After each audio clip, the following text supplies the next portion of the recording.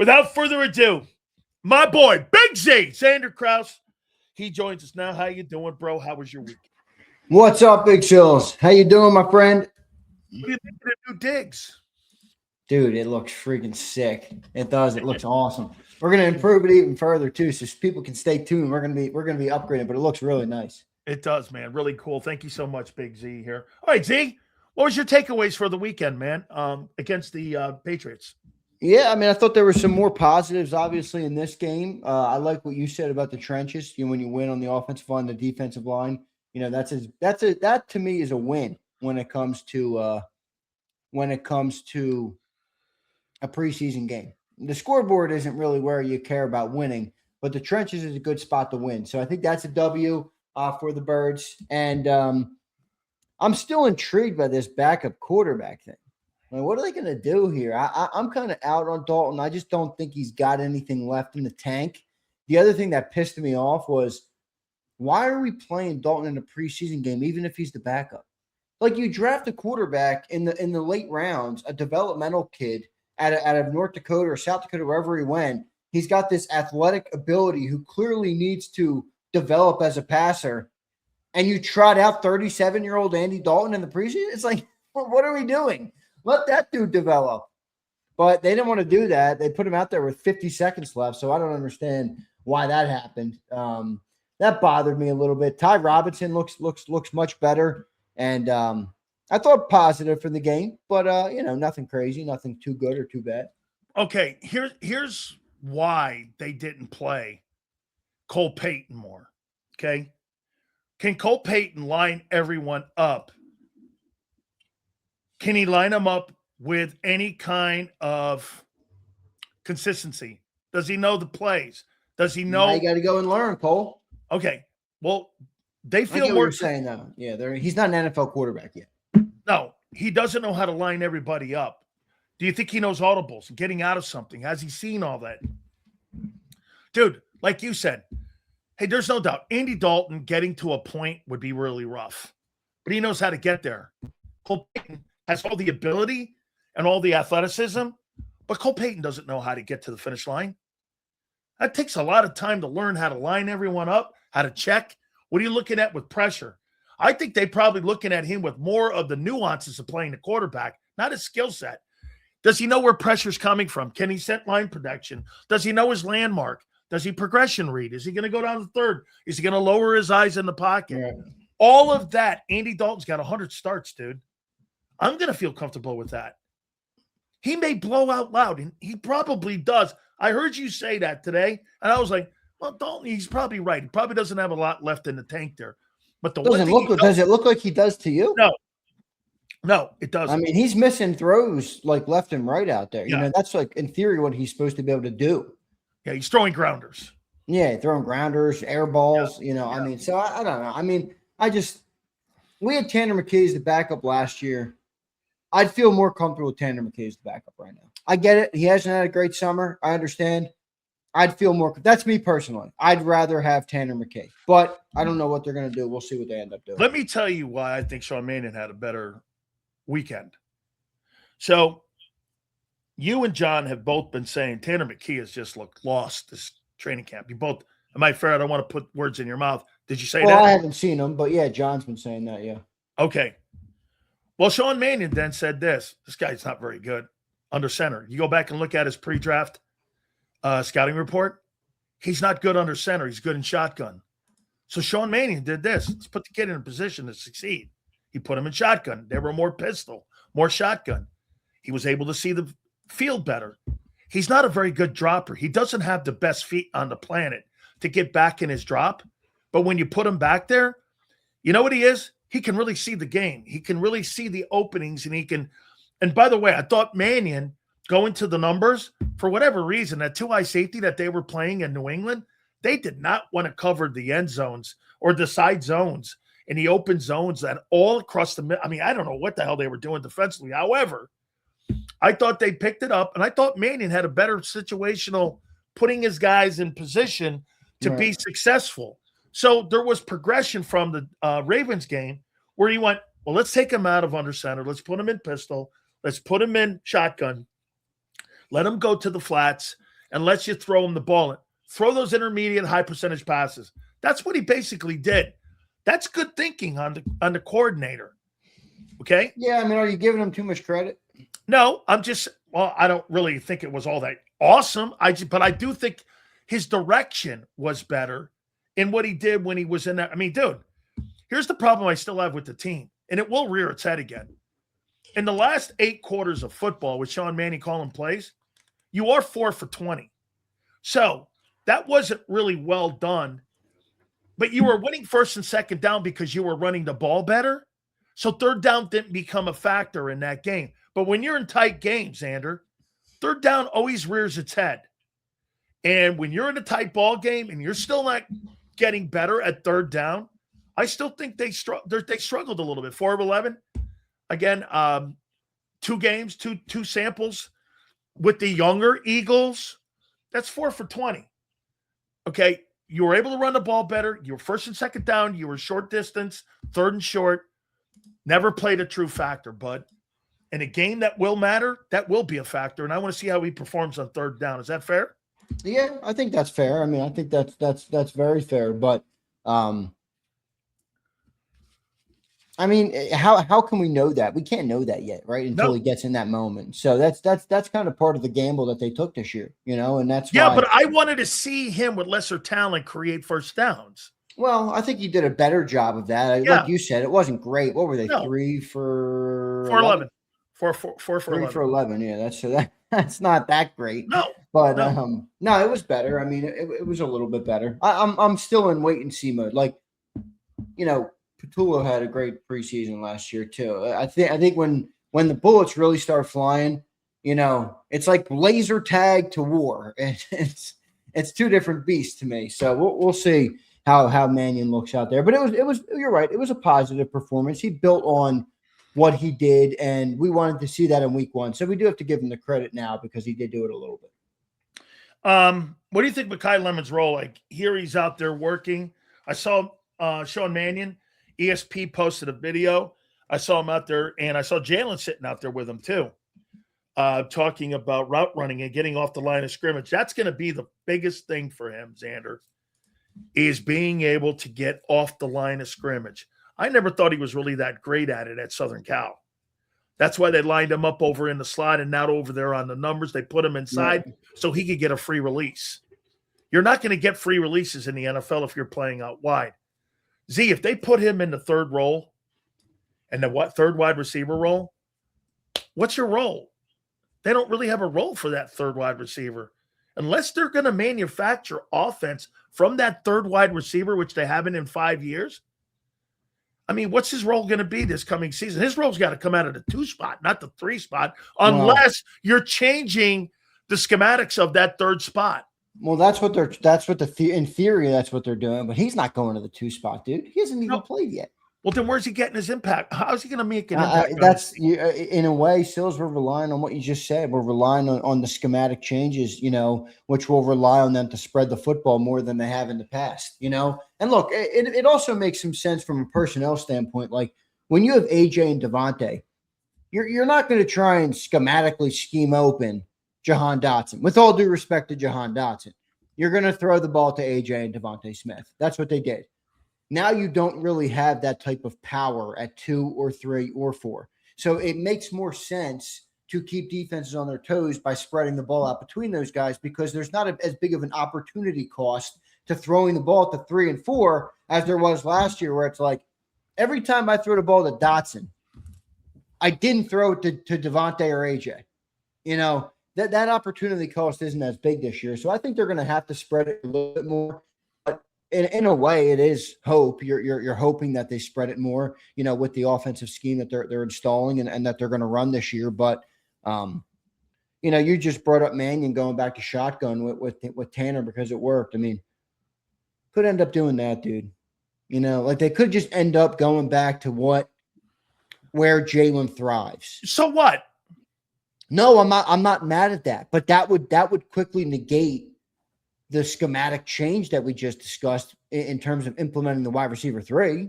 It would change that. Now, maybe the route concepts and things of that nature could be different, but we got to wait and see then what this thing looks like. And unfortunately, we can't just see September. We need to see October too, I think. Yeah, I mean, if they go back to doing something and it's successful, who gives a shit? I mean, hey, listen, dude, 14-10 versus 28-10. It's still a W, however you look at it. Nobody gives a shit. You know what I mean? I mean, unless we're looking at like a motion picture here, we're trying to win an award or something, trying to win a Super Bowl. You don't listen. You don't win a Super Bowl because you're the best dressed chick. You win a Super Bowl because you're the most dominant dude. No, yeah, you win beauty pageants when you're the best dressed chick. Yeah. But other than that, yeah, dude, you play football, man. Let's go out and play 60, dude. I got to tell you something else here too. This is going to be something to keep an eye on. Markel Bell is getting better. Markel Bell looked good to me. He's getting better. I mean, he had that. There was a big Shipley run early in that game. He sealed that dude into freaking Saturn. Guy was way out there. You know, John brought up a good point too. It's like, even if you beat him, you got to go so far around him to get around him that you're out of the range of the quarterback anyway. You got to like get back upfield to get to the quarterback because Markel Bell's so damn big. Hey, dude, when he was talking, let me tell you something. I know Brian McKinney very well, and okay, Brian McKinney is the biggest human being I have ever seen in my life. No, Z. I mean, the biggest human being I've ever seen in my life. And I mean, like Andre the Giant kind of shit. And Markel Bell's like that too. Yeah, he is. Okay? He looks it on the TV screen. You can see it, man. He looks friggin' half the TV. Why do you think he went third round? Well, I mean, you tell me. You watched him every week at Miami. You know, I mean, I think he's big. I think people probably worry about leverage a little bit, but from the footwork perspective, he looks pretty damn good. He's powerful. You tell me, why did he fall to round 3? Okay, you tell me this. Do you think people look at Jordan Mailata as the best offensive lineman on your football team, or they look at Lane Johnson as the best player on your football team? Lane Johnson. Well, when you have Francis Magala go number 3 in the NFL draft, and he's making every first-team All-American. Yeah, that's fair. And get this, you're maybe not as gifted as that kid is. Remember, he's an IMG guy, all of that other stuff. You see some deficiencies in the guy, plus he plays on the right side. Mario thinks it's just because the other guy on the other side was just that guy. Well, he was just that good. You can still be. That probably impacted it to some extent, but how old is he? Like 22, I think. 22, something like that.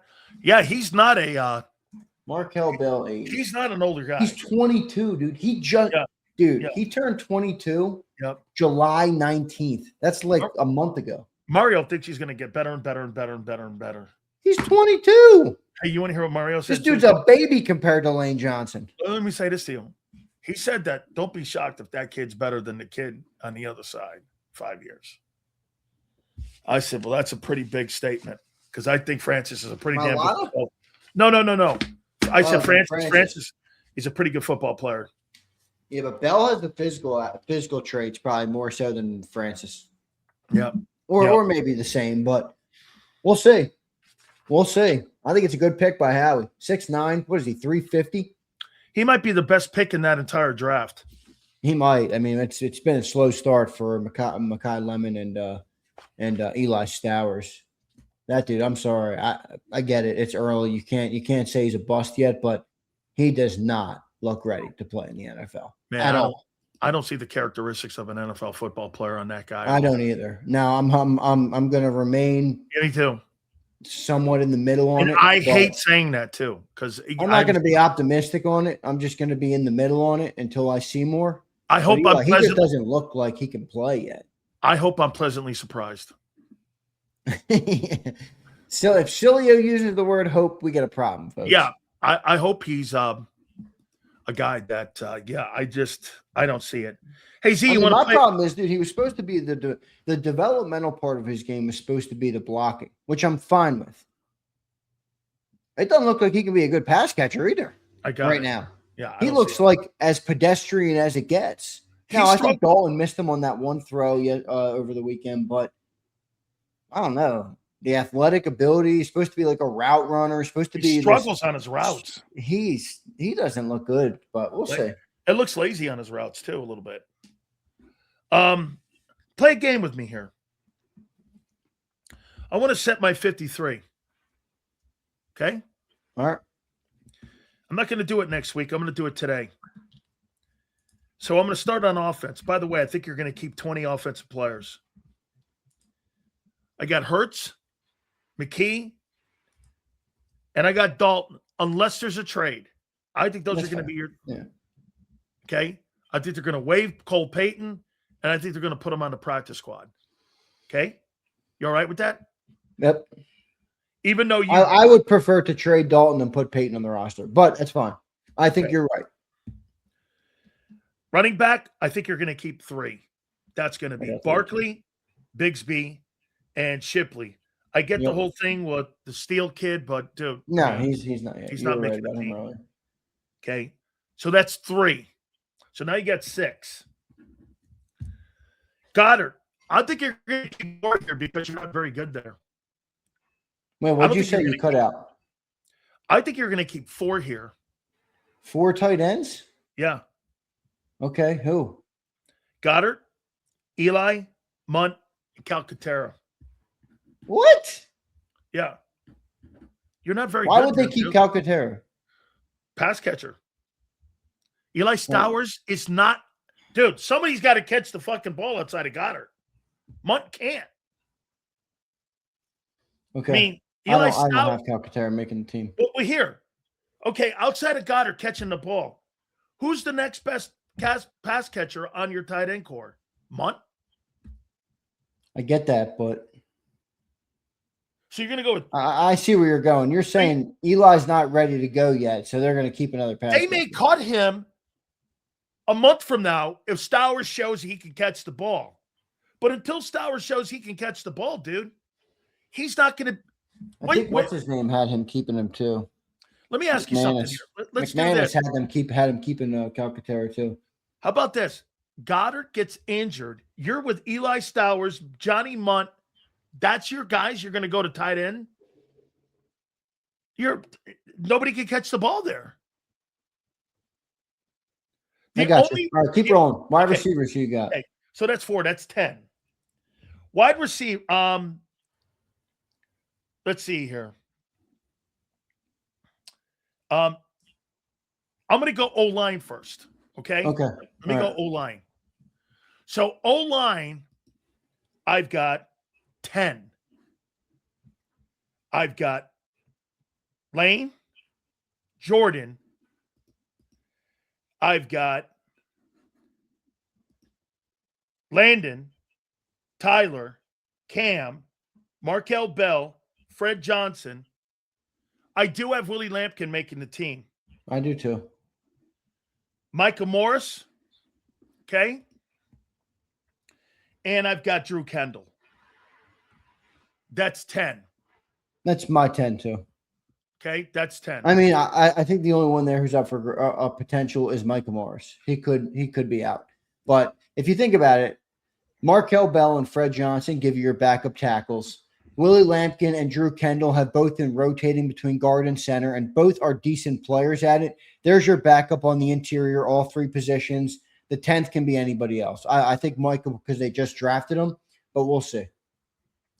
Here's my wideouts. Actually, it's 26 players on offense.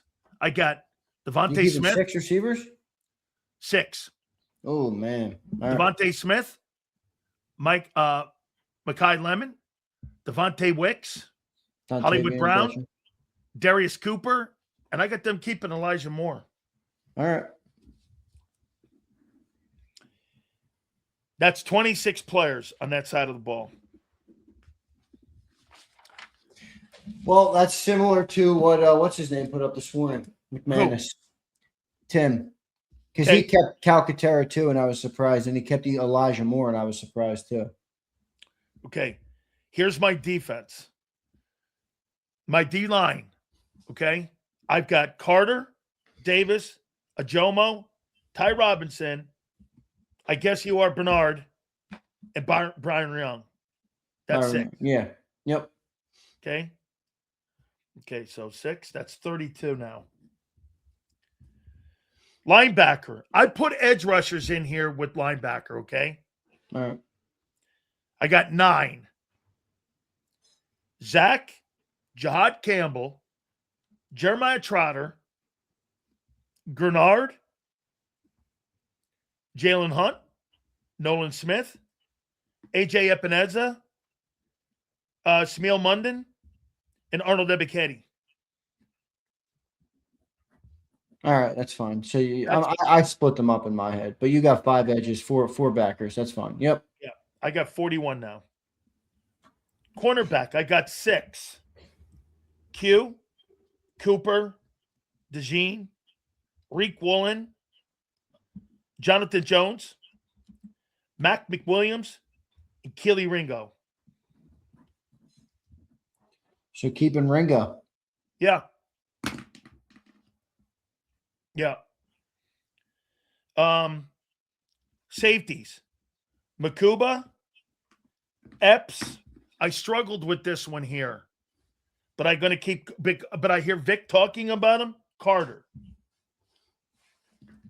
Okay. And your 3, of course, specialties. That's 53. Elliott, Mann, Rocco, and your long snapper.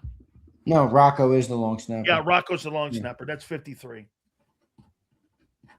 So 3 safeties, 6 corners, 4 backers, 5 ends, 6 defensive linemen, 10 offensive linemen, 4 tight ends, 6 wideouts, 3 backs, 3 quarterbacks. It's about right. I mean, there's going to be probably some variation, but that's pretty good. That's pretty good estimate by you.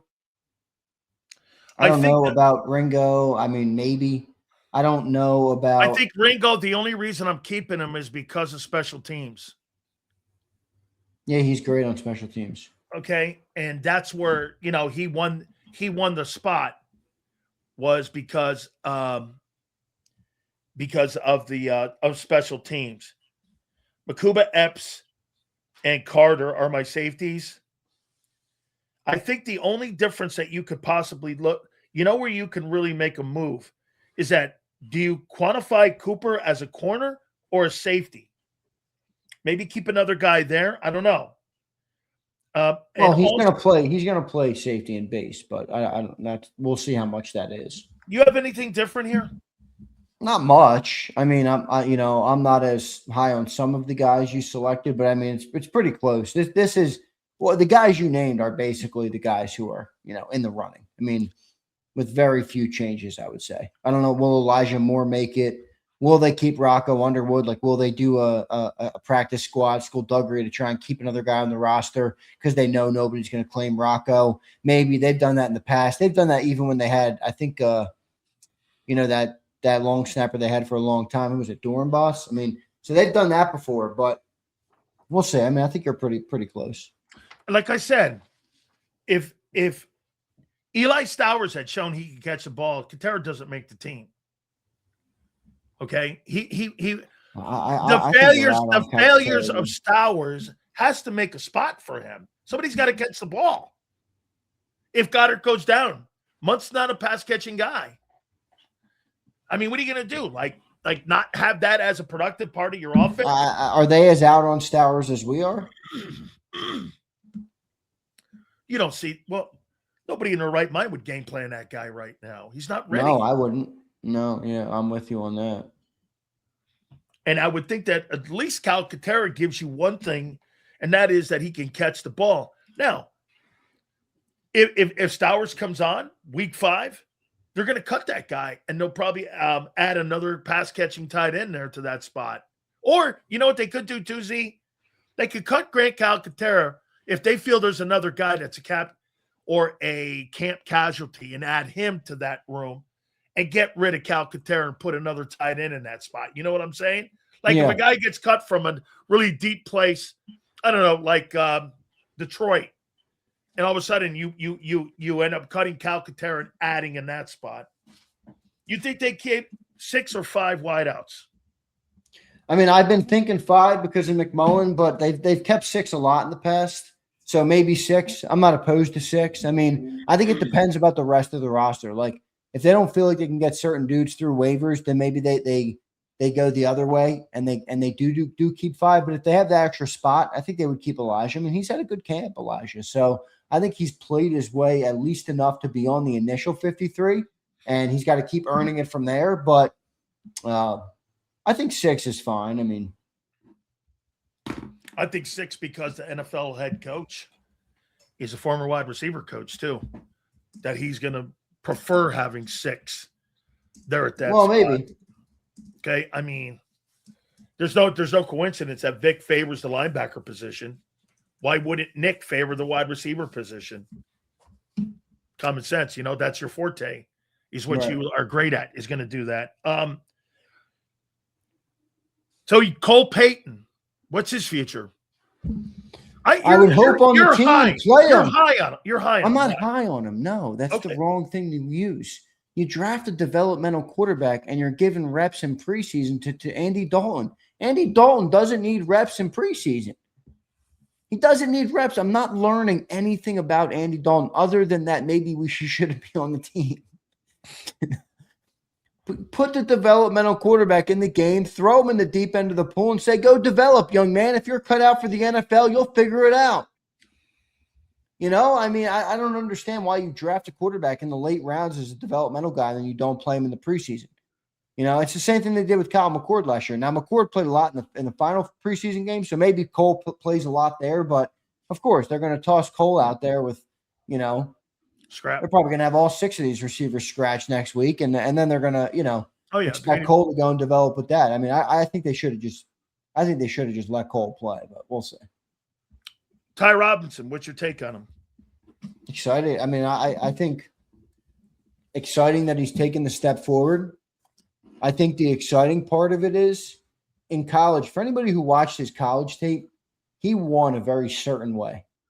He was a violent type of pass rusher that kind of bullied you out of the way and got to the quarterback quick. That's what it looked like in the NFL games. Now, that's not to say he's going to do that when the starters are all back out there, but he's starting to get there. I mean, I think he's starting to grow into that NFL body where, NFL strength at least, and it could be a great depth piece on the tackle room this year. And I'm hoping by next year, Sills, he can replace Morrow as your third. Now, that's optimistic, but that's what I think the Eagles are hoping for too. So you got to wait and see. It's only year 2 of a defensive tackle contract. Most DTs take time, and I'm in wait and see mode still on Ty. But I'm intrigued, and I'm optimistic by what he's done. Here's where he is. There was a number 1 pick back in the day. Some of the older folks in here would know the name Steve Ettman. He came out of the University of Washington. I think he was the number 1 overall player taken. It was defensive tackle. Okay. Ty's got to learn how to not try to win battles with your upper body and your low. He's got to win battles with your lower body. Yeah, that's true. Okay. So when you're in college, Zander, you can dominate people from your waist up. When you're in the pros, you've got to dominate from the waist down, your legs. Reggie's hump move was from his waist down, from his legs. Right. When you're pushing people, all your legs, not your upper body. Your upper body is to give you balance. He doesn't have the greatest balance yet. It's gotten better. His first year, like he lunges like this, grabs you, and because he's so strong up top, wins the majority of those battles. Well, you're going to do that against 2s and 3s. When you have to play against 1s and those guys, bro, those guys, it's a whole different world. Those guys are all technicians. Those guys get on points. Those guys get here. And you're going to spin dudes like that around. My point where he is right now, there's no doubt. He was a 2 last year. He's like 4.5. That's a huge growth for a player. And you're hoping he gets over the 5.5 where you're like this. Hey, now he's a contributor. He's at that point where he's teetering on being a contributor and still being a guy where Vic goes and Clint Hurt. I told Clint Hurt all this. Clint asked me what I thought of him. I said, he's getting better. He goes, but he's got to stop trying to win battles up top. He's got to win them more with his legs. That was my problem. You know what that means? Watch this. See, you grab a guy, you stop your fucking feet, you're beat, but you're trying to, because you're so strong up top, because you've been able to do that your entire career. When you get into the pros, all of a sudden you're not moving Nate Newton around. You're like, yeah, you need leverage. But you're all of a sudden it's an epiphany. You're like, these motherfuckers ain't being moved around here, man. These guys up here, it's a whole different world when you're up here like this. So he's got great coaching. They're helping him. His alignment is better. His feet have gotten better. And he's close to being a contributor. Like, if he has a good game, I would play him against the Bengals. I'd start him against the Bengals. And I try to get as many reps as I agree with that. I think you have enough defensive tackle depth to play him against the Bengals. Keep getting him reps and confidence. I think that's a good thing, too. Because listen to this. After this weekend, he ain't getting any more reps. Okay, he's not playing in games like significant snaps. Well, I mean, remember, Vic does rotate that position. Yeah, Vic does rotate at that spot, though. I mean, you could see him. I'm not saying a lot, but 5 to 10 snaps a game. I could see it. Okay. If he continues his play. Correct. And if he continues, 5 will turn to 10. 10 will turn to 15. Yeah, but remember, with there, you go back to the opportunity cost thing. You know, it's like, it's one thing to put a fourth defensive tackle on the field when your 1 and your 2 are good, not great. When you have Carter and Davis, it's hard. You know, they're not going to want to take those guys off the field for Ty Robinson, even if he's good. That's right. And I don't know if there's playing incentives inside those contracts, too. They do. NFL guys don't come off the field for a reason. 75% of the snaps, you probably got a bonus in that contract somewhere in there, too. So, yeah, when you got Davis and Carter in there, yeah, I totally – Campbell didn't play, right? No, he didn't play. Okay. Trotter played a little bit. He looked good again. What do you make of him? What do you do with him? Well, you keep him around. I mean, you know, he probably won't play too much just because of the nature of the position right now and the depth on the team. But, you know, we've had injuries at linebacker the last 2 seasons. So I'm not going to sit here and not want depth. I think he's the best depth piece you have. In fact, to the point where if one of the 2 starting linebackers went down, I'm not saying you'd feel good. Obviously, you don't want to see him go down, but I'd feel all right with Jeremiah Trotter Jr. coming into the game. Because I also feel like he could be the Mike quickly. Like, for example, if Bond went down, I don't need to move Campbell to the Mike.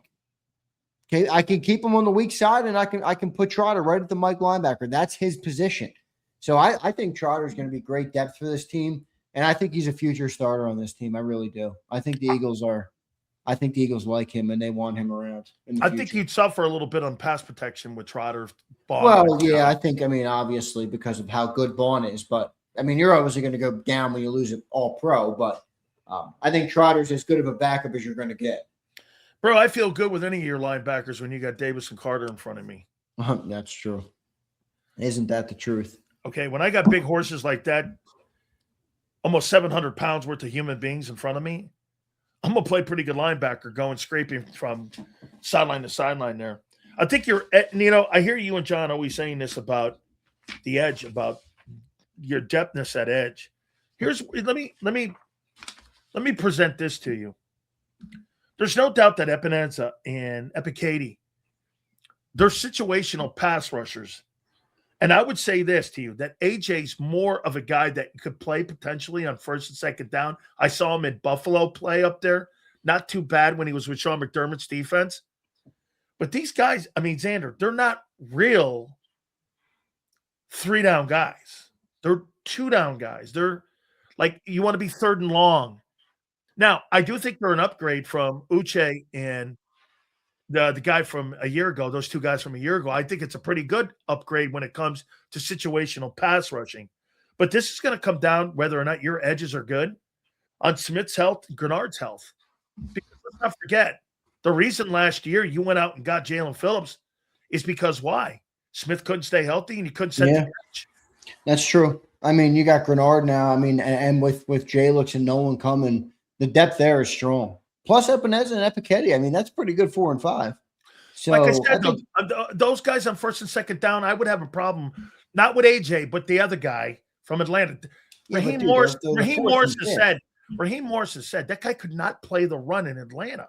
Could not. He's a fourth, fifth. He's a fifth edge rusher right I now. know. I just said your thing's going to come down to health with Greenard and Smith. If those guys are forced into, well, right now, it's a problem. Smith's health has been an issue, and Greenard's health is an issue. Yeah, So, I that's mean, fair. if those guys have to be forced into it, that's going to look interesting there because get this, if Smith and Greenard are issues, here's who your edges are going to be. Jalix Hunt and AJ Epineza. If those guys go down, yeah, that would be your starting two. Okay. I mean, but that's an extreme. I mean, I get where you're coming from. Well, but it's not an extreme. Let me see two guys go down at the edge before I start to what worry guy about is down now, and the other guy goes down every year. I mean, I'm not saying something that's not true. No, I get it, but I'm not going to sit here and project out that the fourth edge rusher is going to have to start him, and let's try and fix that problem right now. No. You got as good of a four as you're going to get. That's the answer to the question. I mean, I don't think there's anything else you could do. Like I said, though, I got it. It was an issue. I'm not saying that those dudes have to be all pro. I just don't know how you get better. Like you're saying they can't play the run. How do you get better? Who are you going to get that's a better fourth edge rusher than him? Like I said, your problems have been yearly with that position at edge. I agree, but do you think there are better options out there for 4 and 5s? No, but I don't. Right. I don't. Right. Well, I don't look at it like you two guys do and go, "That's exceptional depth out there." I don't. If those two guys, which have been known to be hurt, the guys missed all but 1 year in his 6 years, Jonathan Greenard, and Nolan Smith has always been injured for a stretch during his career. That's a fact. You got to prep for that. Now, listen, I think you're better there. I totally think definitely better there. Yeah. What do you make of Riq Woolen? Good for a second cornerback, on the other side, Quinion. Obviously, Cooper will help him out too. Great athleticism. Probably going to have some ups and downs with him. It feels like there'll be some inconsistencies this year, but I mean, look, you live with that. It's the NFL, guys. Don't expect Quinion Mitchell, who doesn't get beat. That's just foolish. So I hope he's a good, steady force. I hope he stays healthy. I hope he can be as consistent as possible, but I'm not expecting him to never get beat. I mean, they're NFL corners. They get beat. So I think he's an upgrade, though, for this team, and I think Vic likes him, and that's enough for me. You said something to John today, and I want to ask you when John said his retort. And help me out here. You went like this. Hey, you think Devontae Smith not being on the field with Jalen during this time when you're installing all these new things, he's going to be an issue or not an issue? John was like, it's not going to be an issue because Devontae Smith I'm not worried about.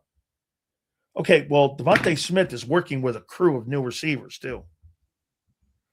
Okay? And when I'm game planning, when I game planned the Eagles before, I was game planning Devontae Smith and game planning A.J. Brown. Now I'm only game planning one guy. You don't think getting guys open and creative route running and getting other guys to help Devontae, you would want to have everybody on the same page? Devontae, how about this? Devontae helping wide receiver 2.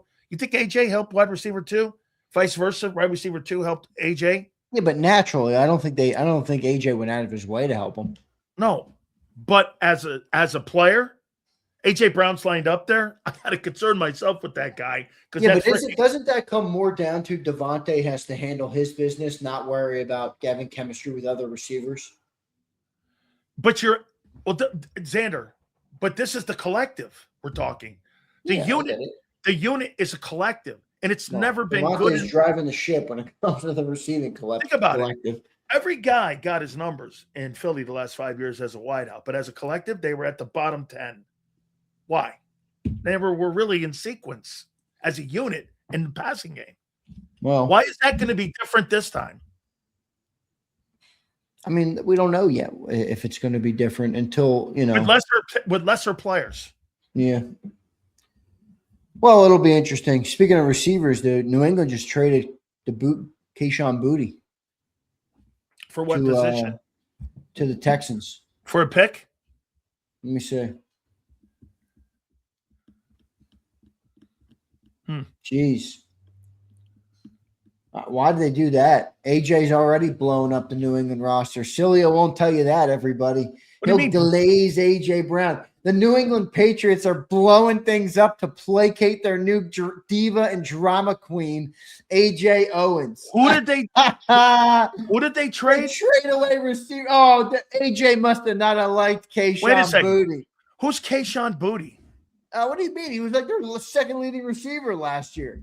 Kayshon Boutte. Let me see. Kayshon Boutte.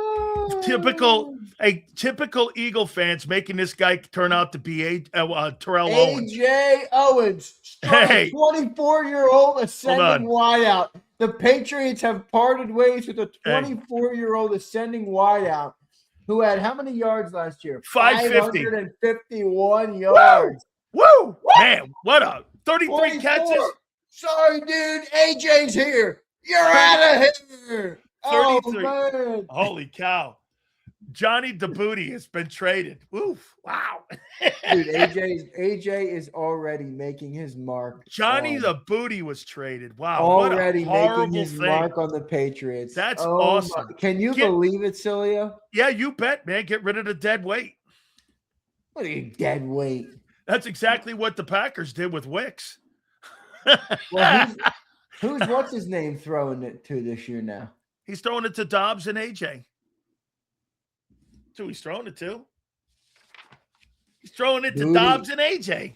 AJ shows up and the Patriots are trading 24-year-old wideouts. This guy's making Rashad Booty like he's Terrell Owens.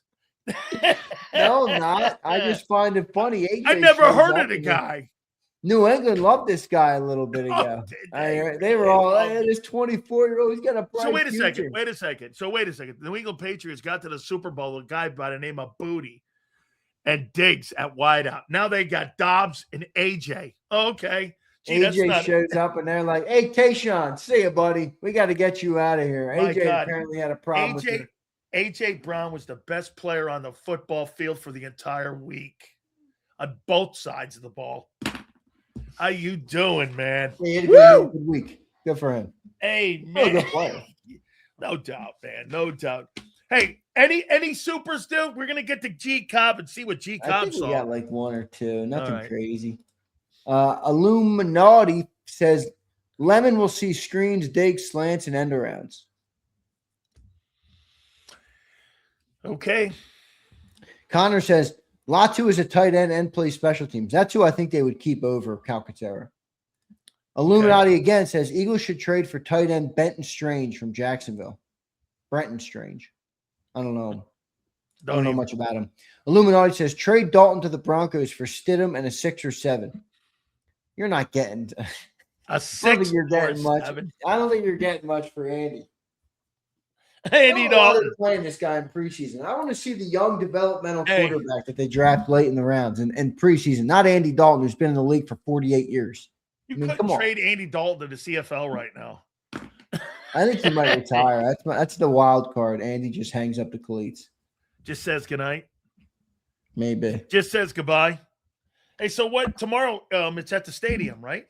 Yeah, night practice, open to the public. Yep. Here's a super.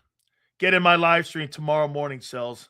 I keep trying to tell NJ to just remind me. Dude, if you don't remind me, I'll never do it. Okay? NJ, it's not happening, dude. I'm telling you. Just give up the dream. Oh my God. This guy's like give up the dream, dude. Hey, this guy's all right, Sil, it's good stuff, man. I will catch up with you tomorrow, all right, brother? This guy's like my brother, man. Never happened. Don't worry about it. Big Z, appreciate you, bro. I'll see you tomorrow, man. Later, dude. Gotcha. That's Zander Krause. Make sure you check him out on Birds 365. I'll say it again, man. I thought there were some positives this past week, and I thought they won the line of scrimmage on both sides of the football against the Patriots.